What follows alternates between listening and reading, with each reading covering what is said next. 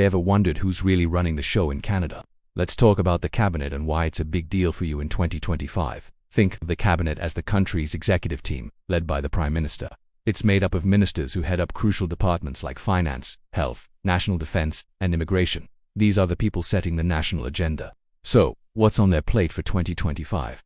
Huge issues. They're tackling the economy and the rising cost of living, bolstering our national security, and trying to fix healthcare capacity. Plus, they're facing the housing crisis head-on and pushing for serious climate action. Every decision they make, from taxes and interest rates to new infrastructure projects, directly impacts your daily life and your wallet. Their choices shape the Canada we live in.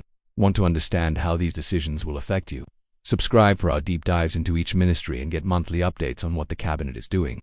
Thanks for watching. Ever wonder who's really steering the ship in Canada? It's not just the Prime Minister. In 2025, more than ever, the real power lies with a group of people you need to know about. The Canadian Cabinet. Why does this matter to you? Because every single day, from the price of your groceries to the quality of your healthcare, their decisions shape your life.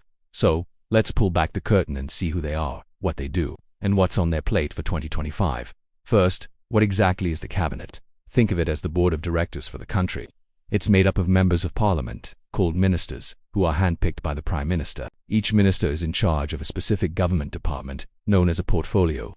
Together, under the Prime Minister's leadership, they set the government's priorities, decide on national policies, and introduce new laws. They are the core of the executive branch of government, turning political promises into real-world action. This principle, called responsible government, means they are accountable to the House of Commons and, ultimately, to you, the Canadian public. So, who are these key players? Let's break down some of the most influential portfolios. First up, the Minister of Finance. This is arguably the second most powerful job in government. This minister is the country's chief financial officer, responsible for the national budget, tax policies, and the overall health of the Canadian economy. When you hear about changes to income tax, GST, or big spending announcements for new programs, that's the work of the Minister of Finance. Their annual budget is a massive event, laying out the economic roadmap for the entire year. For 2025, their biggest challenge will be balancing the books while tackling the high cost of living and investing in economic growth without fueling more inflation. It's a tightrope walk with huge consequences for every Canadian household.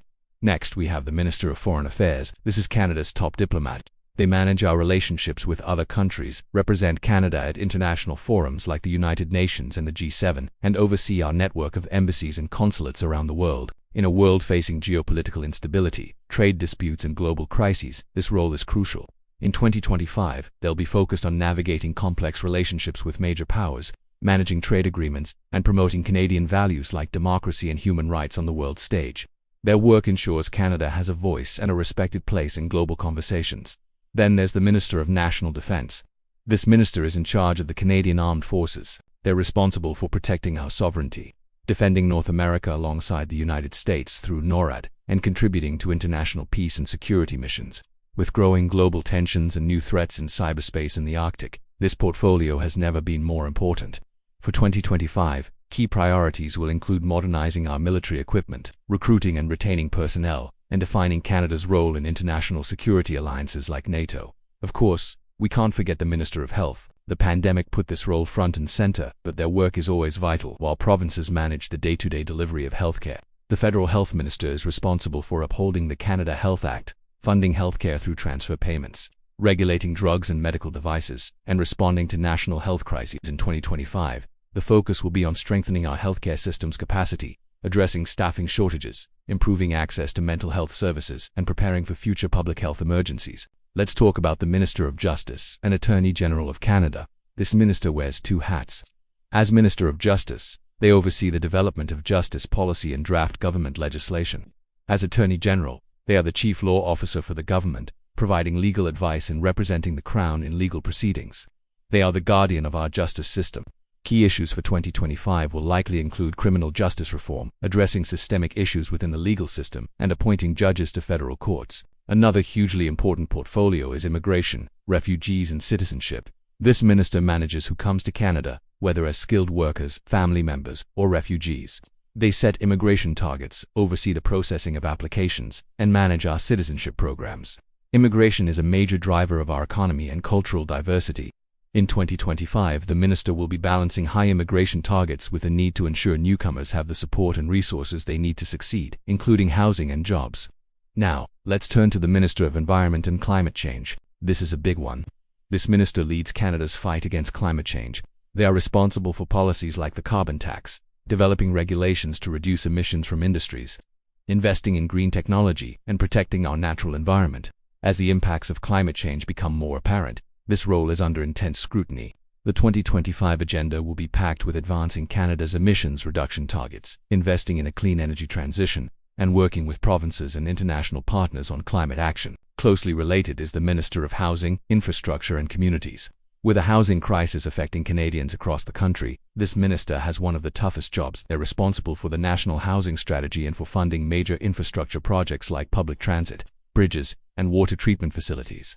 For 2025, the pressure is on to accelerate housing construction, improve affordability, and build resilient infrastructure that can withstand a changing climate. Their decisions directly impact where and how we live.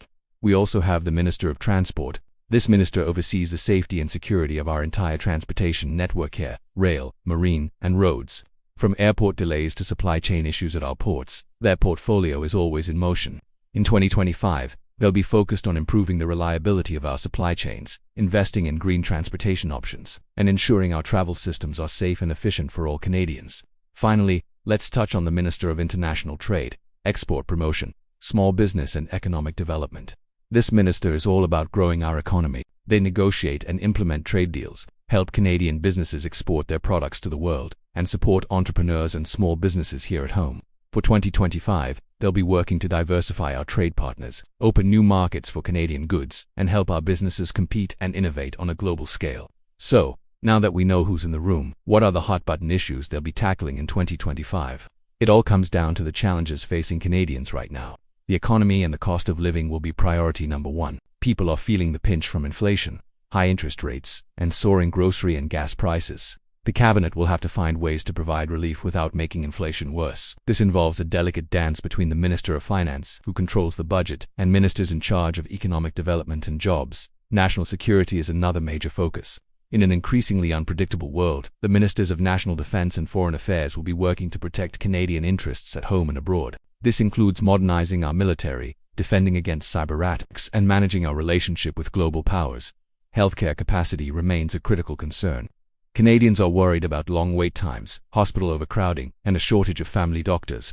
The Minister of Health will be under pressure to work with the provinces to find lasting solutions and ensure our universal healthcare system is there for us when we need it. The housing crisis is a national emergency. The Minister of Housing will need to collaborate with all levels of government and the private sector to get more homes built faster.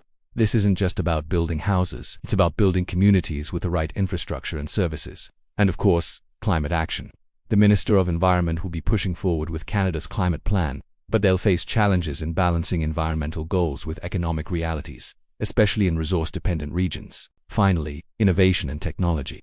To stay competitive, Canada needs to be at the forefront of the digital economy. Ministers across the board will be looking for ways to support our tech sector, invest in research and development, and prepare our workforce for the jobs of the future. The impact of these decisions is huge. When the cabinet decides on tax policy, it affects your take-home pay. When they sign a new trade deal, it can change the price of goods you buy. When they invest in infrastructure, it can shorten your commute. And when they set immigration levels, it shapes the very fabric of our communities. Every policy, every budget, every law that comes from the cabinet has a ripple effect that touches every single Canadian. They are not just making decisions in Ottawa. They are making decisions that show up at your kitchen table. Understanding the cabinet isn't just a civics lesson. It's about understanding the forces that shape your world. Knowing who holds these key positions and what is on their agenda empowers you to be a more informed citizen. It helps you understand the news, evaluate the government's performance, and make your voice heard on the issues that matter most to you. The world of Canadian politics can seem complicated, but we're here to break it down for you. This was just a high-level overview. In the coming weeks and months, we're going to be doing deep dives into each of these key portfolios, exploring the specific challenges and opportunities they face in 2025. We'll also be providing monthly updates on the Cabinet's activities, so you can stay on top of the latest developments. If you found this helpful and want to learn more about how your government works, make sure to hit that subscribe button and turn on notifications. Thanks for watching, and we'll see you in the next video.